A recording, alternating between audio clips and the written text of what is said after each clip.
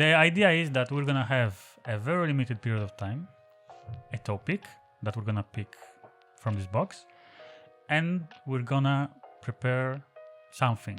So in your case, a song. A song. And in my case, I'm gonna write a short story. You prepared 3 ideas, I prepared 3 ideas. We put all of the ideas in the box. Then we're gonna pick one. Okay, I'm gonna pick. Yeah. So that's one of yours.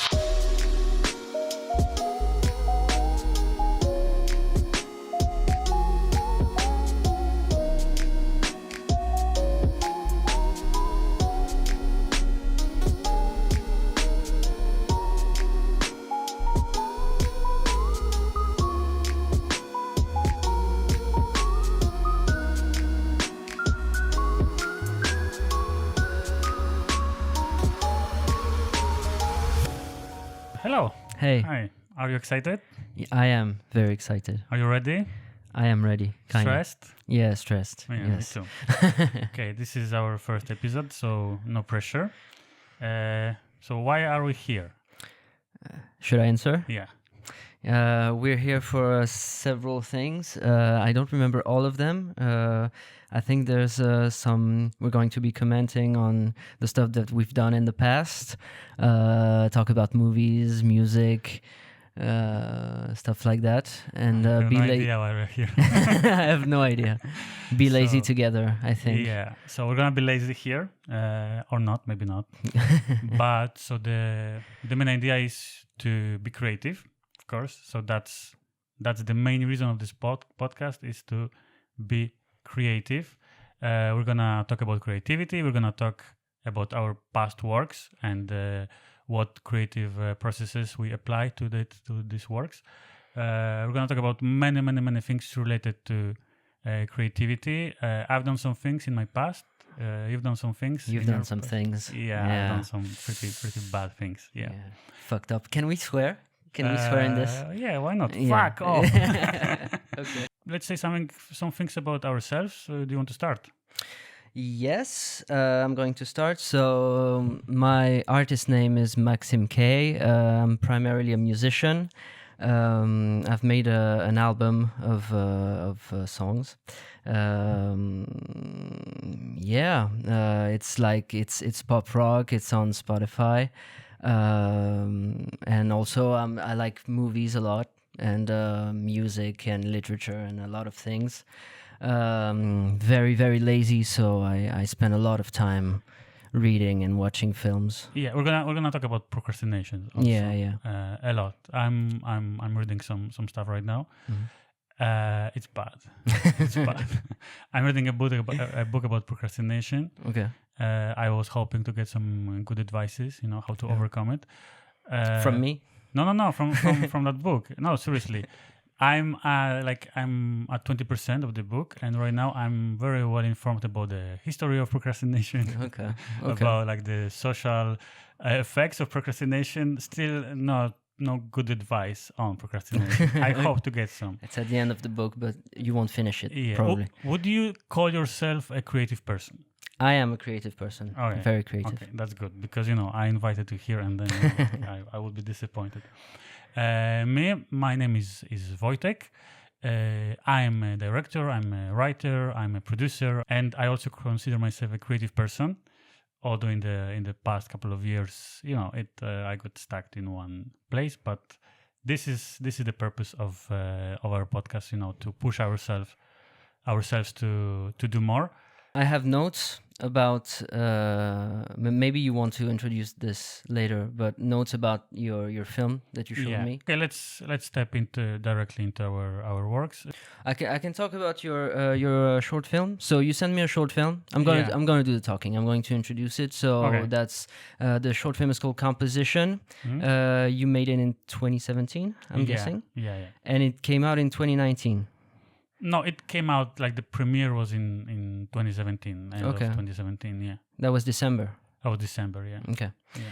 And it's a short film about art. So I might describe it. Maybe you want to put some extracts of the film over what I'm saying. Okay. But Okay. I don't know. It's about a boy and a girl watching various paintings from the past, commenting on it, and they seem to be stuck in that sort of weird parallel dimension when they have to talk about the painting and they're being directed by this obnoxious woman, and they have to comment on the painting, and there's some sort of sexual tension between them that never gets resolved. The scene starts over again and again and again and again, so the painting changes and it seems to dictate what they're doing in the scene. The text is always the same, but it changes according to the painting. We'll show the film. Yeah, here.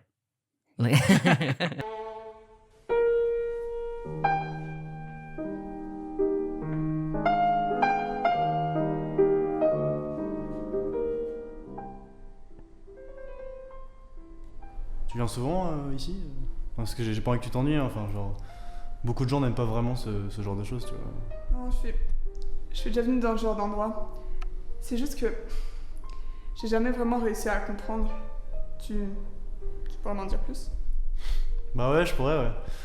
Bah, je pourrais te parler de la biographie de Kandinsky et de sa théorie de l'harmonie dans l'art, tu vois, mais... Pour moi, le plus important, tu vois, c'est l'émotion qu'il y a dans l'œuvre, tu vois, c'est la sensation que tu vas ressentir et... Enfin, c'est comme tomber amoureux, tu vois. C'est une belle comparaison. Ça se voit que t'aimes vraiment l'art. J'aime être ici avec toi.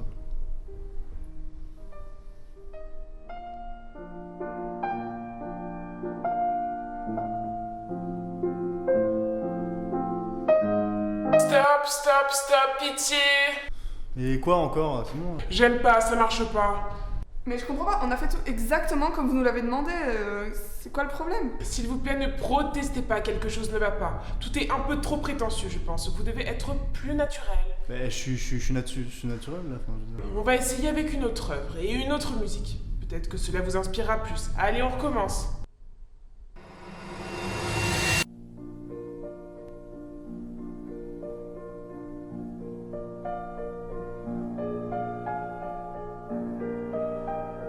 Okay, so I thought it was nice.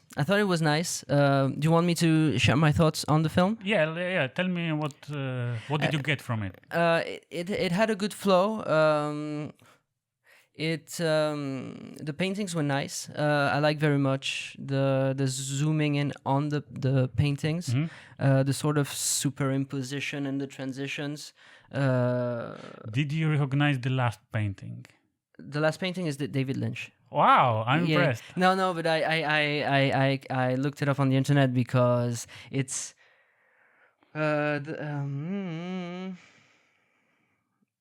what is the title of the painting? I don't remember. 7 years there ago. is nothing to see here. Yeah, something like that. yeah. So I googled it. So, Okay. But I thought that I had seen it before. Yeah, I liked it. It made me think. You know, it's funny because we talked recently about Tarkovsky, and Tarkovsky at the end of one of his best films, that's Andrei Rublev. The whole film is in black and white, so that's 4 hours. And then at the end, very end, he shows the paintings of Andrei Rublev, who was this painter from 15th century, I think. And he shows like he zooms in on the painting with music in the back. There's music also. Okay, like- I haven't seen that one, Mhm. but okay, one of the paintings is a reference to Solaris. Okay. Actually, which one? I'm very surprised that actually, okay, you connected Tarkovsky, like it is connected, but with another movie. I haven't Okay. seen that one, Andrei Rublev, but the Bruegel is okay. shown is in Solaris. Yeah. Okay. Yeah, that was nice. It also made me think of Histoire du cinéma. So Histoire du cinéma is by film by Godard. So that's the French director, and he has a lot of he shows a lot of superimpositions of films and paintings with his own thoughts on cinema and on history. It's very complicated. It's one of his most obscure films, but I like it a lot. It's my favorite Godard film, actually, but I don't understand most of it, but I love it. I've seen like 5 minutes of Yeah. of the first episode. It's like 5 episodes. It's 5 episodes. It's 4 hours long. Yeah, I've seen like 5 minutes of the first one, and I said like Yeah. in the future. in the future. Yeah. No, I love it. Yeah, it made me think of that. Okay. So yeah, I thought the film was I thought it was great. And that's it. Like it touches different topics actually. The idea I got, it was because it's a student project. Like let's call it like with a real word. It's a student project. I have questions also, but maybe you want to talk. Okay, so let's start with the questions. Yeah. My first question is, who are these people? Who are these people? Like On the close screen. in that space. No, yeah, in real life, maybe in that space, but also in real life. In real life, there are students. Okay. Students of cinema in Paris. Also movie makers. That was a pretty complicated movie to make because it was for a student challenge. We had to make a movie in 1 month, basically with very random people, because you could just sign up for the challenge and then you wouldn't know with whom you would work. And my team was bad. Okay. Like no, it really, like I was trying like to make them work, and at some point like nobody showed up. Like, Okay. nobody was answering. No one. It was horrible. So it's like in the film, they don't want to be here. that was horrible experience at the beginning because I had to solve so many problems. I couldn't focus actually on like let's make this movie. I had to focus on I need to find people that will actually help me to finish this project. I didn't want to. Okay, I wasn't under big pressure, but okay, I wanted to also to show that to the people. Like, look, I'm guessing they were not professional actors. Like they were not actors primarily. No, all like students, just students, all of us. But more like filmmaker students than Filmmaker actors. students, yes, Yeah, okay. yes. Probably many weren't happy that everybody wanted to be a director, everyone wanted to do something like this, and when you get your role, random role in the project, and you can be an actor, you can be a writer, you can be whatever. And you had all the good stuff. Yeah, I was a director and a writer. You picked several like. No. It was just okay. I had to be a writer because there was no writer in that time. Okay. And so we had the DOP, the director of photography, sound design, and actors. Okay. And then me, director. The actors, they didn't show up. Like they stopped answering. They had other stuff to do. So there was supposed to be other actors than the ones. Yeah. Okay. Yeah. These two were my friends, basically, that I met at the university. Okay. And I asked them to come and help, and we didn't have a lot of time. It wasn't on the curriculum. Like you were not graded on making the film. I'm guessing it was just some. No. It was a project for like this association of students, and we would meet once a month and decide the themes, and then at the end of the month we would show our work. And I think at the end of the year there would be like a competition between the best of this kind of movies. But I wasn't, because it was during my Erasmus in Paris, so I wasn't there for the competition. Okay. But main problem was I had to basically find another team. I think only the guy who had to take the sound showed up. Okay. And then I found another DOP. I found another also like assistant on set. I found another 2 actors that were basically my friends also. Like a girl who was from another project, a guy like I met randomly, I think, at university. And then I found them, they came, they helped. How long was it, the creative process? Like the filming? The filming was 5 to 6 hours. Okay. And the problem was what? And the problem, what language is the movie in? It's French. Yeah. Yeah. I'm guessing it must be super hard. Yeah, it was my 4th month Okay. in France, so of course, like my French was. but did you write in Polish and then? I wrote it in English, and then Okay. I asked a girl that like to translate the script in French. Apparently, the translation was bad. No, not like we fixed it afterwards. But when I showed the first version of the script, they told me like there are many mistakes. And I was like, yeah, maybe I shouldn't ask a Polish girl to translate this from Okay. English to French. But it was fun. It was fun. It was a fun experience in the end because it was really, really fulfilling that I actually managed to solve all these problems. In terms of the writing, I think the idea for the movie was even before I started this project. I had already this idea from another project. Did you have full creative control? Yes. Yeah. It was basically just you. It was basically just Because no me. one showed up. So. Yeah, no one showed up. But in the end, I was so freaking happy for the final effect. Today, okay, if I watch it today, it's like, okay, this should be better, that should be better. But overall, like, the movie is 95% of what I had in my head, which is like for me, it's a big success. The one thing that it's cringe when I watch it today, it's just the paintings. They should be like real paintings, not just like printouts on a piece of paper. So, but it's nice still. Like I really like the zoomed part. I don't know how to say this. The part that are zoomed in with the sort of superimpositions like this. It's fine. It's nice. Okay. It's nice. It's nice. You were also doing the light? Yes. Okay. Yes. What was the place? Was it like a museum or like some part of the university? Or? It was a part of the university that we just removed, a lot of furniture, and because the good thing about this movie is that I just needed one empty white wall, and that's it. And then everything was there, so it was possible to make this movie so quickly because it was just one room. And what was the place where the sort of director character is? She's in that sort of enclosed space with a mic. That's the university also? Yeah, it's the same room. It's the same room, just we had to switch off the lights and put one table. Okay. Yeah. Okay. You have to be creative and solve problems. You have to be cheap. Okay. Yeah. Of course, like it's a zero budget movie. I spent like 10 euros just to print the pictures. Okay.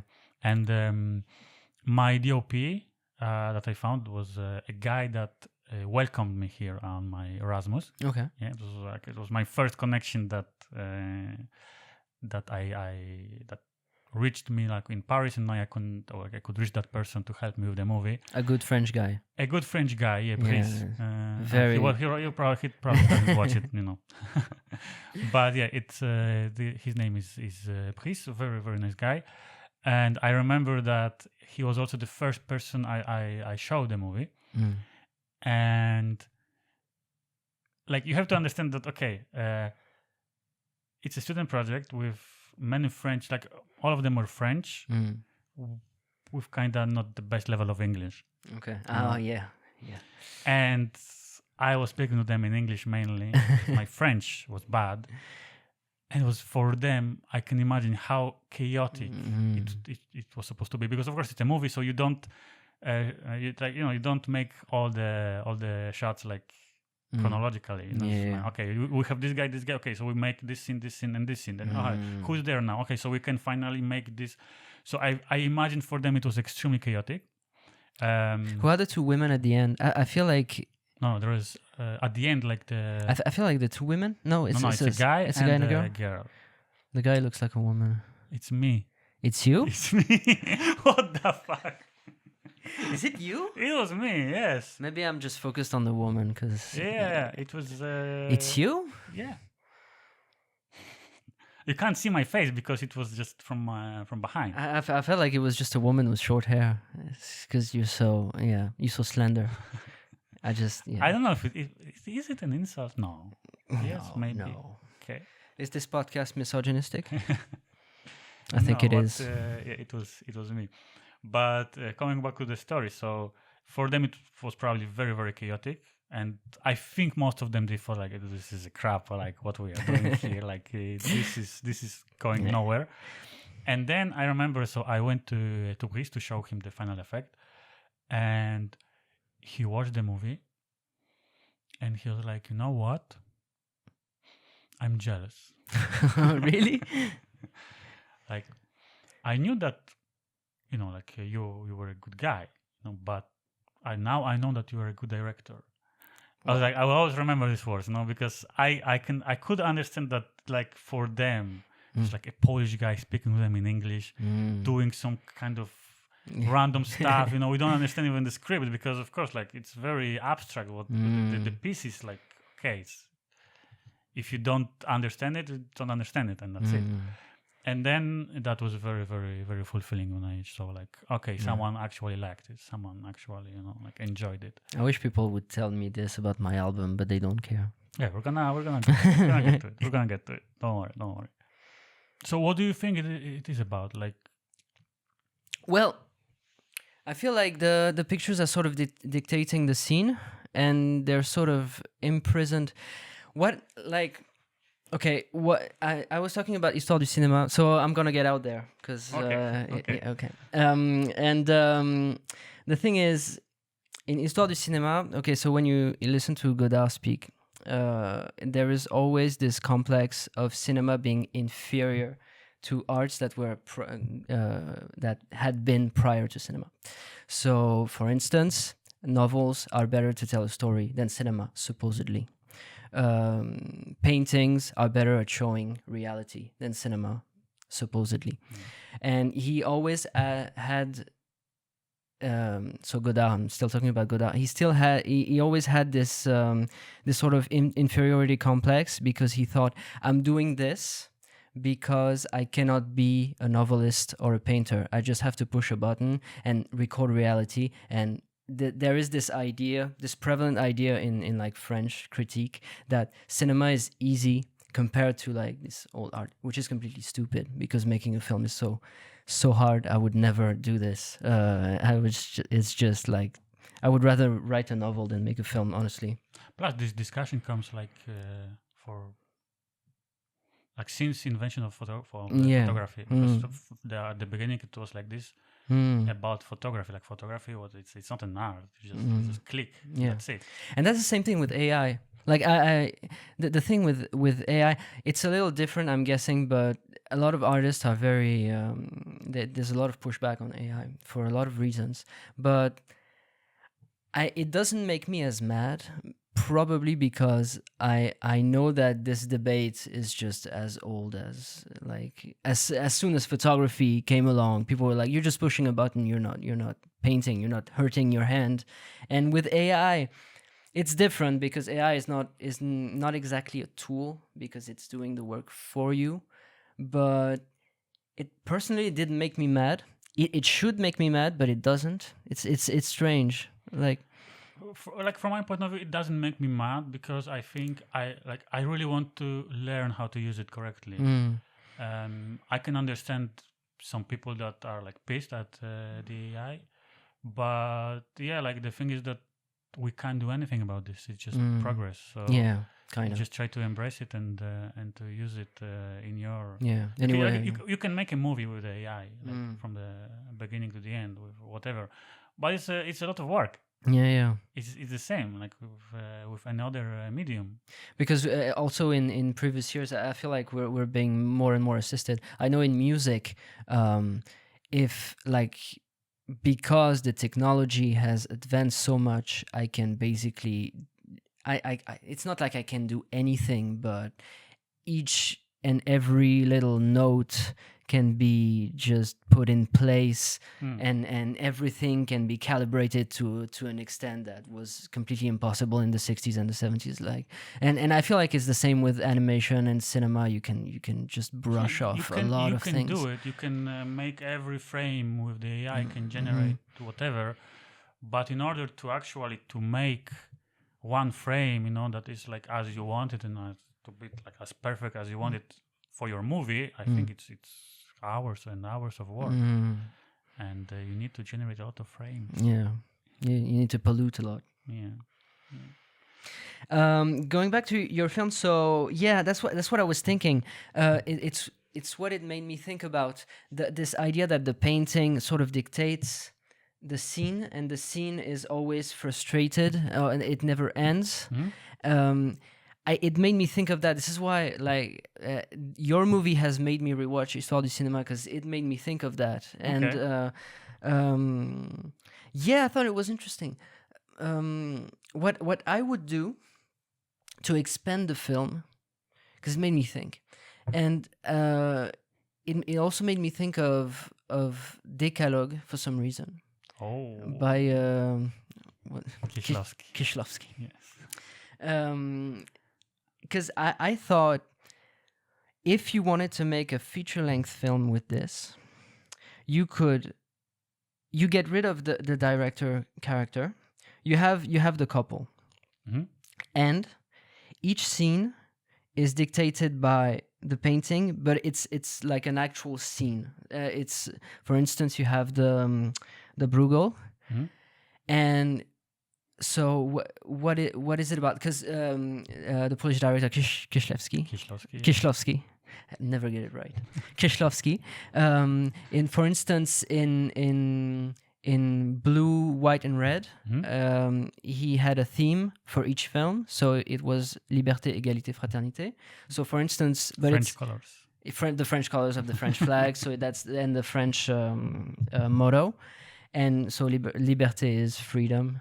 But it's always with an ironic twist. So Blue, for instance, it's about liberté, so it's about freedom. But what's her name? The actress, French actress, Juliette Binoche. The actress, her character.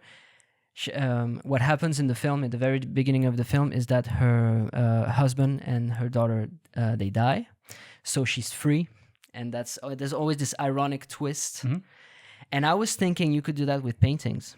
Okay. So you could have, for instance, the Bruegel, where you have hunters and it's the winter, but we don't have hunters anymore, and winters are not as harsh today as they used to be. But how would it apply to modern life? So when, for instance, in modern life, when we hunt, maybe it's about, we have headhunters, we go job hunting. So maybe it could be something about that. Or in the dead of winter, but it wouldn't feel the same.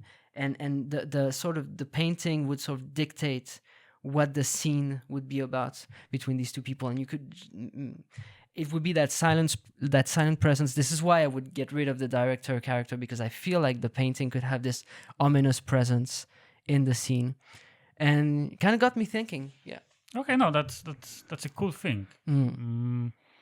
I think though, like the director is a bit the heart of the movie in the end, because it's me, it's you.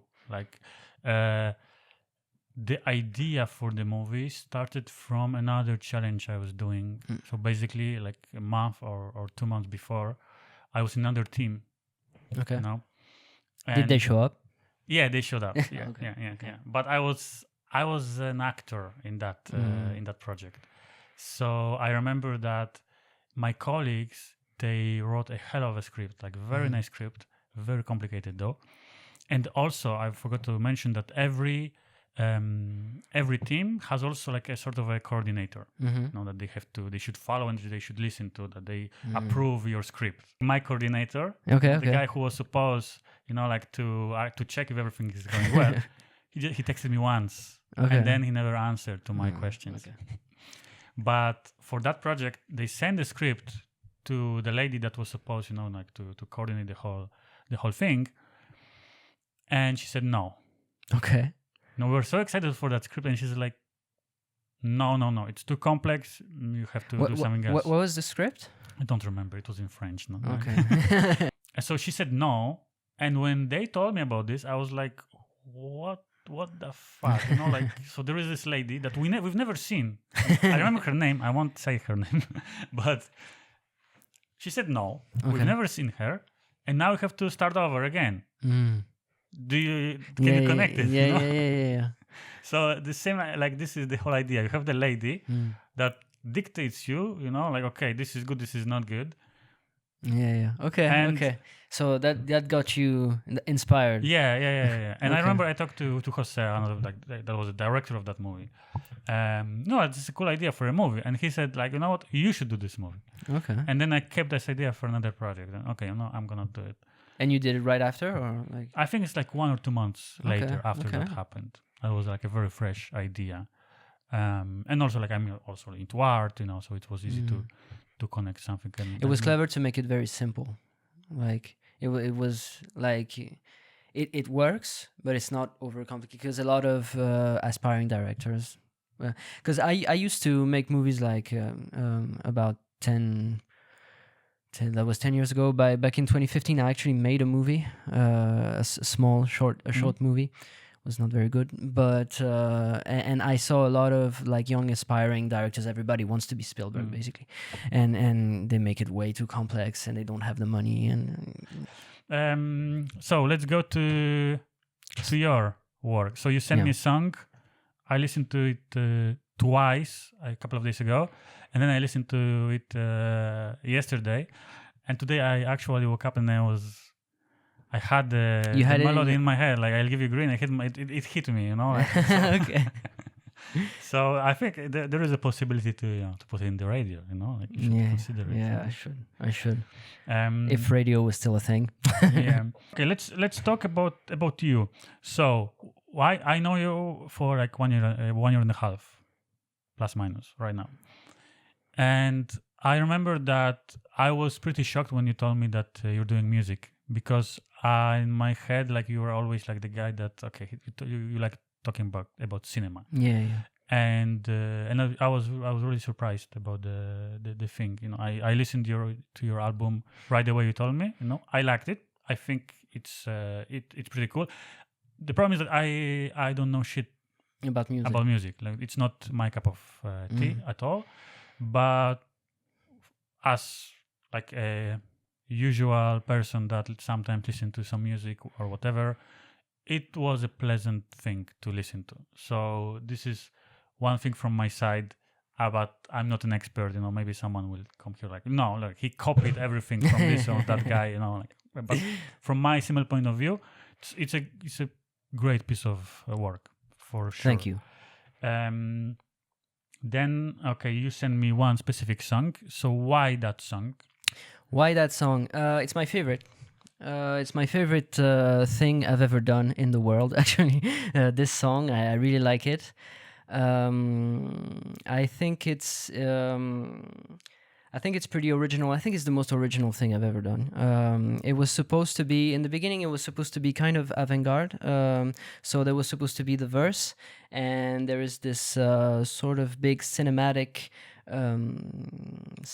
part with the sort of descending piano, the sort of down kind of, and that wasn't supposed to be there. It was just supposed to be birds, and it was very experimental, very sort of dislocated, kind of very fragmented.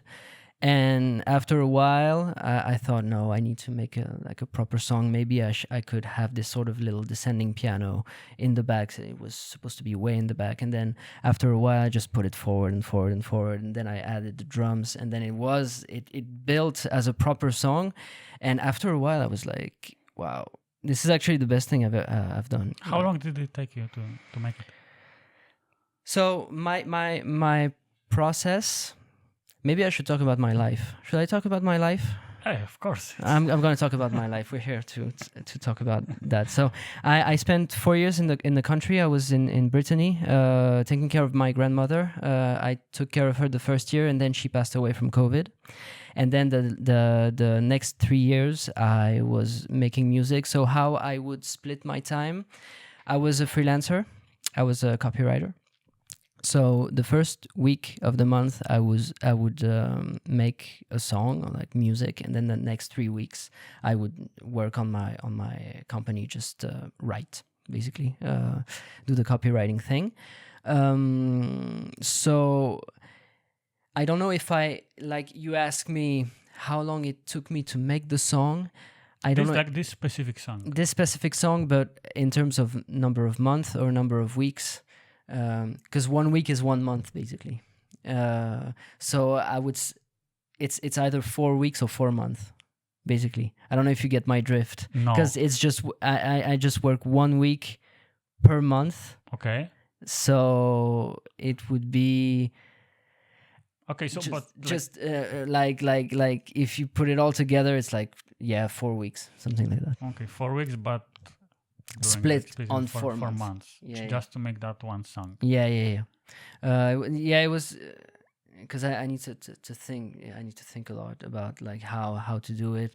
The vocal takes, when you make music, vocals are the worst thing. I really like the vocals on this song because they're not too clean. They're they feel very natural, and I really like it. I tried to re-record them, and it was not as good, so I kept the original ones. And that's it. I like when I was done with it, I was really proud of it, and it's still my favorite song. Okay. I'm gonna interrupt you here. Let's listen to it. We'll buy a house of love on the outskirts of the city. We'll grow a child of our own, oblivious of this pity. I'll give you green. We'll see our sun shine down his light on everyone. I'll give you green.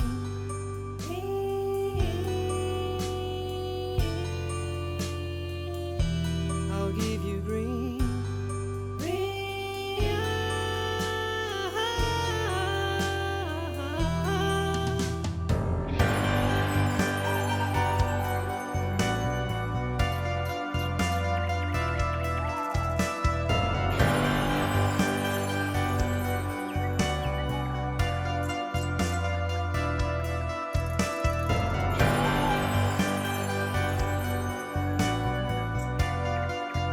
What do you think about it? No, it's a good song. It's a very good song. Like I already told, like it's stuck in my head and it's a cool, nice, good song.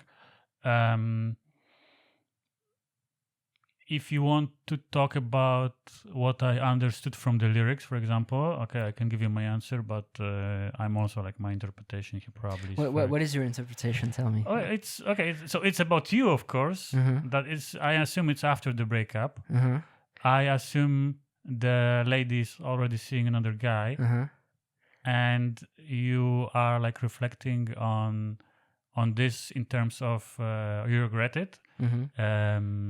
You would like to promise her a bit more, and you actually promise her that if you'll get back together, then it's gonna be better. Like you're gonna be better. Okay. This is what I got from it. Yeah. Like, no, that's mostly it. Yeah. So I give you green. Like the green thing here, it's like it's a hope, it's a fresh start. It's also okay. You can hear the birds. So like for me, it comes like with the spring. With something new. Something new is starting. Okay. So yeah, mostly it's a love song about regrets. Okay, maybe I should. Okay, I forgot to talk about the context of the album. So the album is a concept album. Don't tell me that it's about your dog or your cat. No, it's not about my dog. No. It's about no.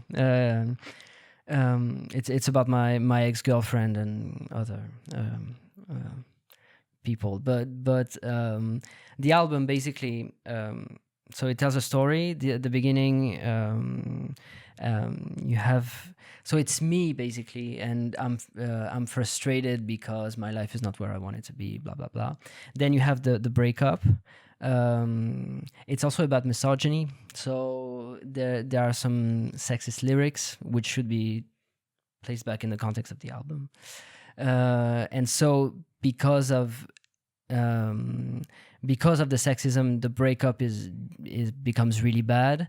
And I'll Give You Green is the climax of the album where I try to get her back. And because there's a bit of a dialogue, it's just not just me singing. She also has some songs are sung by a woman. And I'll Give You Green is Lily B. yeah. And I actually, in retrospect, I feel like I should have had more female vocals. It's actually the direction I want to take for the next albums. I think it's really interesting to have men and women having this conversation, because this is actually pretty original. I've never heard it. This sort of, it's almost Broadway-ish, but in an album you would never have that, because when you have a band, for instance, you have a lead vocalist, so you don't bring in another vocalist. Like, it's really risky. But I'm on my own.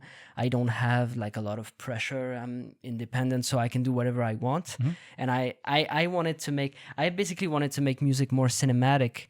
So and having this dialogue between man and woman allows you to have more of a, it's more contrasted. You can do more interesting things. Like, if it's a woman singing, it doesn't ring the same as if it's just a guy singing for 10 tracks. It sort of balances things. So this is where I wanted to go. So going back to I'll Give You Green, it's basically the climax of the album, and I tried to get her back, but it's over because I've been an asshole, basically. Okay. Green is basically three things. You have three verses, and so the first verse is jealousy, because green is the color of jealousy. The second is nature, because I promise her a life in the country.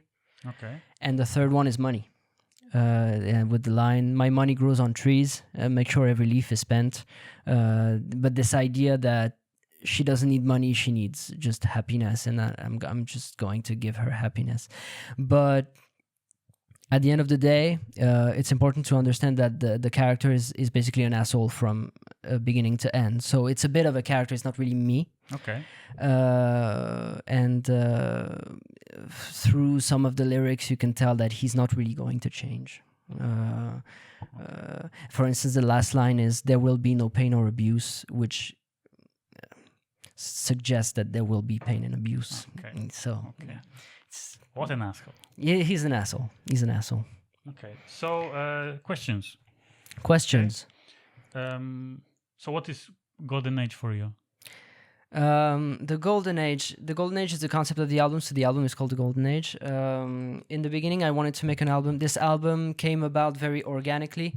I didn't know what I was doing. And in retrospect, when I think of all the years I've been thinking when I was making this album, it's a miracle, I think, that it turned out as well as it did, because I had no idea what I was doing. It took me basically 2 years to realize, okay, this is what I want to do. This is the direction I should take. And so the album came out in 2022, but the full concept, there were already songs being made, and the full concept just appeared to me in 2021. So basically a year prior to like the release, this idea of a dialogue, and like I had no idea what I was doing. And I think the narrative kind of tracks, it has a good flow. It's fine. So Golden Age, in the beginning, I wanted to make an album about my childhood and nostalgia. But the album is not really about that, because it's actually really boring.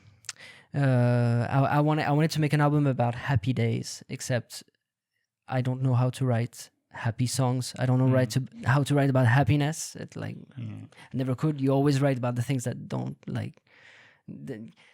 A song is always a bit of a cry for help, so it's never happy. In general, you know, like when you're happy, you know, like about something, you're not going to write anything about that. But when you are like down and like extremely sad, like you just you want to write about this, you know, and this is where you're inspired usually. Yeah, it's cathartic. Case. Yeah. And so in the beginning, Golden Age was supposed to be that. And then I was like, okay, I can get nothing from this childhood thing. I can get nothing from this nostalgia thing. It's not coming. So what's like, after a while, I was thinking, what would my 12-year-old say to me? And like, if I met me at 12 years old, what would that person say? And he would probably be very disappointed. If I'm being honest, I'm just being honest, because when I was 12, I wanted to be Paul McCartney. I wanted to be really, really big. I had big ambitions, and so the song came like this. And it turned out great. The first song I really like also, the title song, Golden Age. It's really cool, and I think people connect with it when they hear it, because now I'm playing it in concerts, because I'm starting to make concerts, do concerts now, and people kind of connect with the lyrics. They say, oh, I like this one, and I'm really glad, because it's one of the only songs that are not covers, one of the originals that I'm playing live. So the Golden Age is about my childhood and just not living up to that ideal, but it's also about my relationship with my ex-girlfriend, which was happy but ended really badly. So the Golden Age is mostly, to answer your question, to make like a long story short, it's mostly ironic. Okay. It's basically reminiscing about the past, but the past is never it's never as good as you think. Okay. Like basically you are answering all my questions. Okay. But okay, so let's talk about the medium. Like, so why music? Yeah. Why music? Good question. I started making music a bit by accident. In the beginning, like anything. I always loved music. Okay. I always loved music. When I was a kid, I would love artists like David Bowie and the Beatles, and I just really, really loved it. To the point of making it, I don't know. I just met people who were into it, and they were like, we should make a band. So I bought a guitar and I started learning chords and working. And it just, after a while, I was like, I'm just gonna do this. And there's this lyric in one of my songs. One of my songs is called "Good Times," and one of the lyrics is "Mortgage my life for a dream I had when I was 12." So it does express that feeling that I just made that decision almost on accident, and it determined the rest of my life. And I feel like now, it's strange to say it like this, but I feel like I'm so far gone now that I can't turn back. So I decided this is my medium. I'm just going to do it. Okay.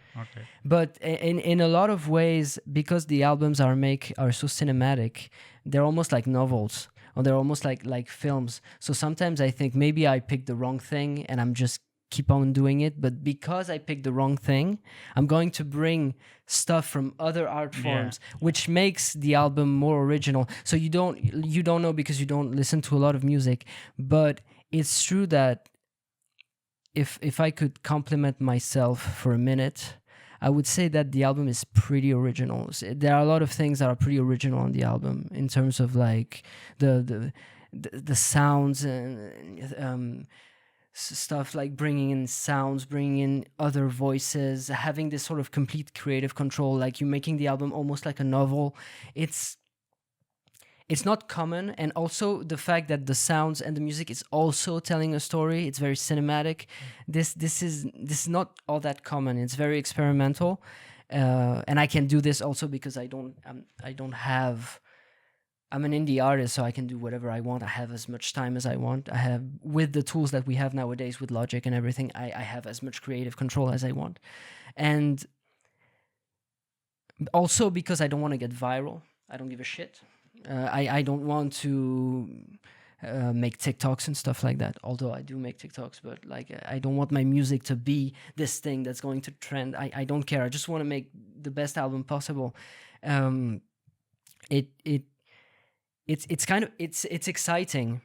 I have to remind myself of this, because it's very hard to sell an album nowadays, because albums are an art form that people don't really listen to anymore. They listen to songs and TikToks. They have playlists on Spotify.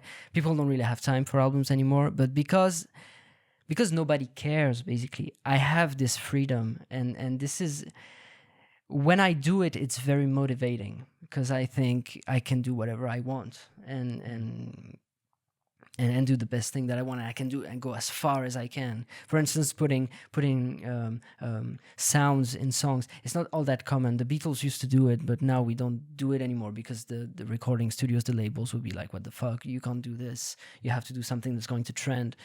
And it's freeing. It's freeing. Okay. My other question was actually, what would be your other medium if not What my other music? medium? But I think cinema. You answered this. I think it Yeah, would be cinema. probably a novel. Okay. Cinema. The thing with cinema is that you have to. You need a lot of people. You need to a lot work of with. people, and you need money. Yeah. Like people don't show up if you don't pay them. Yeah. That's That's the biggest problem of my life. That cinema was always, like a hobby for rich people when you're younger, like when you want to start, because I always knew that I wanted to make movies. I remember the first time I saw a camcorder. I was like 5-6 years old, and I was like, I want this. I want to take it. I want to try to make something out of it. And then for years I wanted to buy a camera. It's like you're 7-8 years old. Like, who will buy you a camera when you grew up in Poland? Yeah. So for me it was like always cinema. And then finally, when I got my first camcorder, and we started to experiment with friends, but it was just, okay, well, you are 12 years old, what kind of movies you would like to make? But then you start, and then you realize it is so complicated, and so many people, and so much of equipment and money, and then you want to go to like a cool cinema school, because this is the process. And then you realize that no, you are living like in the middle of nowhere, and who will help you with this? And then, you just try your, because for me, I was always trying, to get there, like to go to the film school, go like meet some people, do some connections. And then life starts. Yeah. And then you have to earn money, Actually, I wanted to say something about the subject of money. It's one of the reasons why I didn't go into cinema. To be fair, I never had a strong attraction to the idea of making movies. I love movies, but making them seems like a nightmare, and I don't think. Maybe writing. Sometimes I wonder maybe I could try and write films and maybe do this, but I would probably end up writing TV shows and stuff like that, because it's very hard. The thing also with movies is that it's so complicated. They're so complicated to make. They're so expensive, but so then you have the distribution. And for that, you have to be connected. And I know even rich people, sometimes they make a film, sometimes it's great, it's very personal, it's like their life's work, whatever. And they go to festivals, and everybody tells them that they're the best thing in the world for like 2 weeks, and then no callbacks. And because you have to be super connected in France or in the US.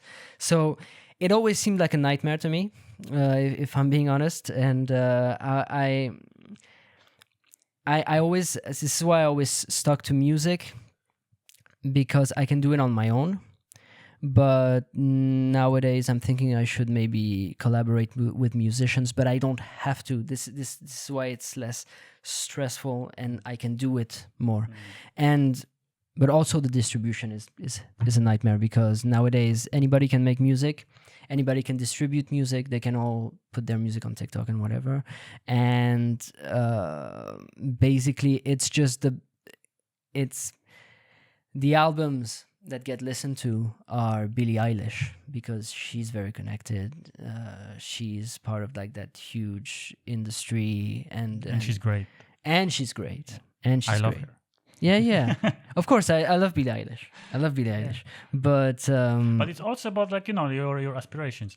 I agree with you with the fact that it's to distribute a movie. It's like the thing that nobody explains you this at the beginning when you start. Probably when you say to someone, look, okay, it's cool that you want, but wait. Nobody actually explains you this. How do you start?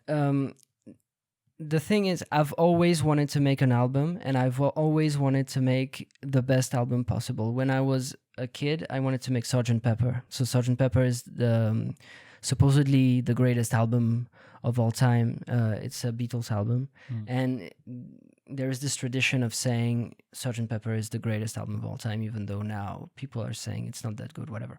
I wanted to make the best thing possible. I was very ambitious.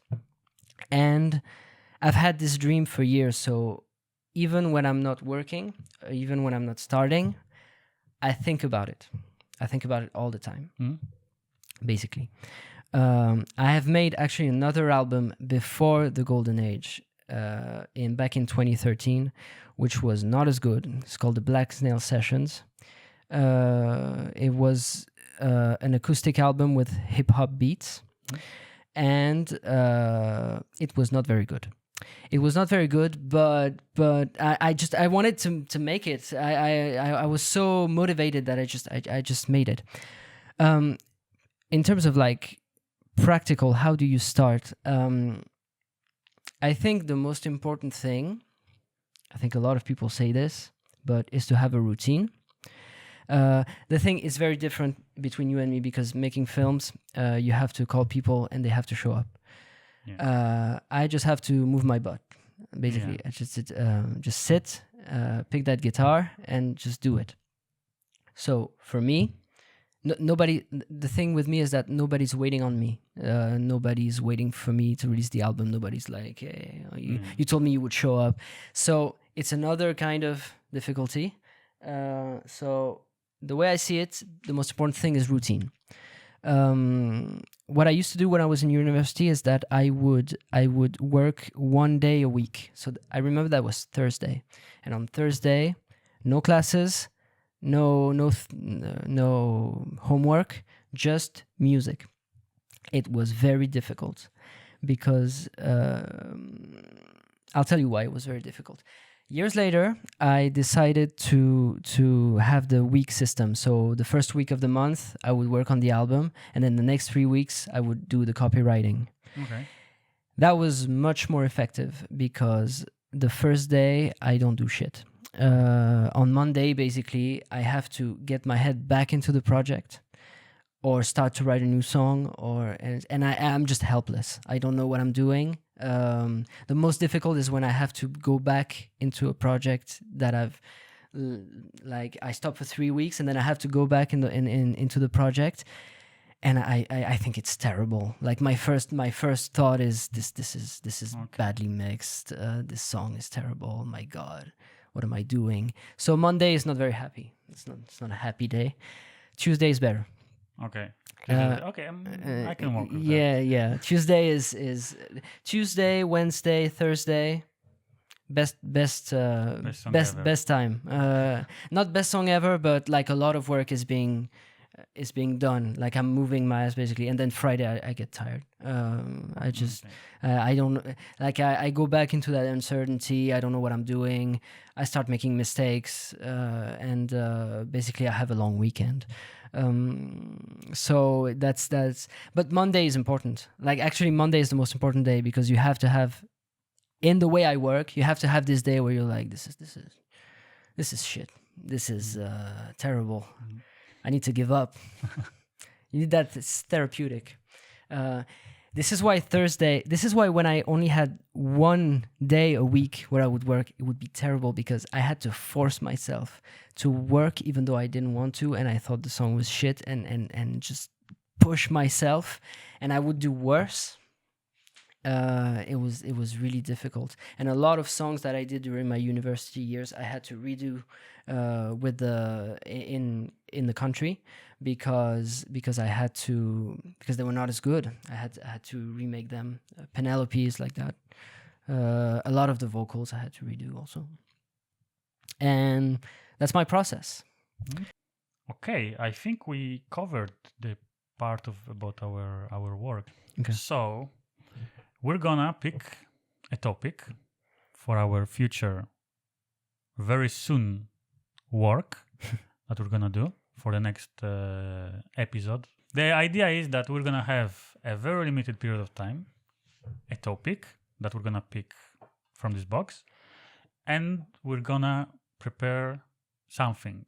So in your case, it's gonna be a song, and in my case, it's gonna be I'm gonna write a short story. Okay. I think because No, I thought you were going to make a feature-length film. I'm disappointed. I know it's called Two Lazy Men, but like. Yeah, I could actually, with the AI, like. So. Okay, so those are ideas. Mm-hmm. The camera is here. Yeah. I don't look at the camera at all.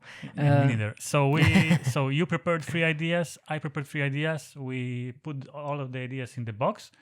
Then we're gonna pick one. We're gonna see the others also. Okay, I'm gonna pick. Yeah. Okay, so that's one of yours.